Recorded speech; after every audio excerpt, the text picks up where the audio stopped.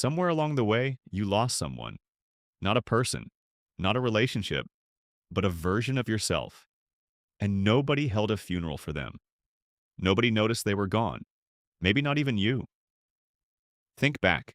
There was a version of you that believed in things, that laughed without thinking about it, that loved without protecting itself first, that had dreams so specific, so vivid, you could almost touch them.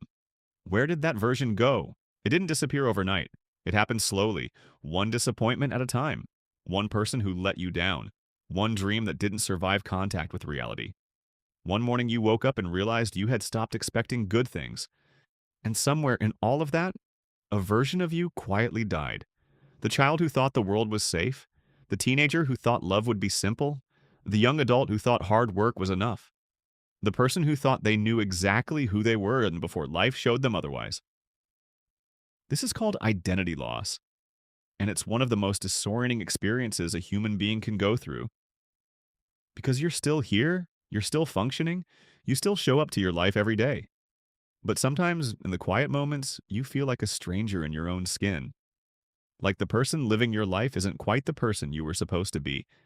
And that feeling of that quiet, hollow ache is grief. Grief for the self you used to be. Grief for the life you thought you'd have. Grief for the dreams you buried so deep you've almost forgotten they existed. Here's what's important to understand. Losing a version of yourself isn't always a tragedy. Sometimes that version needed to die. The version that accepted less than it deserved. The version that shrank itself to keep others comfortable. The version that confused loyalty with self-destruction. Sometimes what feels like loss is actually the beginning of something truer. But sometimes it's something real and beautiful died. The openness, the wonder, the softness, the ability to trust completely, the courage to hope without armor. And it's okay to mourn that. It's okay to sit with the sadness of who you were before the world got heavy. So what do you do with this? First, acknowledge what was lost. Not to live there, not to stay in the past, but because you cannot heal something you refuse to look at. Say it quietly to yourself. I have lost versions of myself along the way, and I am allowed to grieve them. Second, separate what was taken from you from what you chose to leave behind. Some things were stolen, some things were shed. Knowing the difference matters.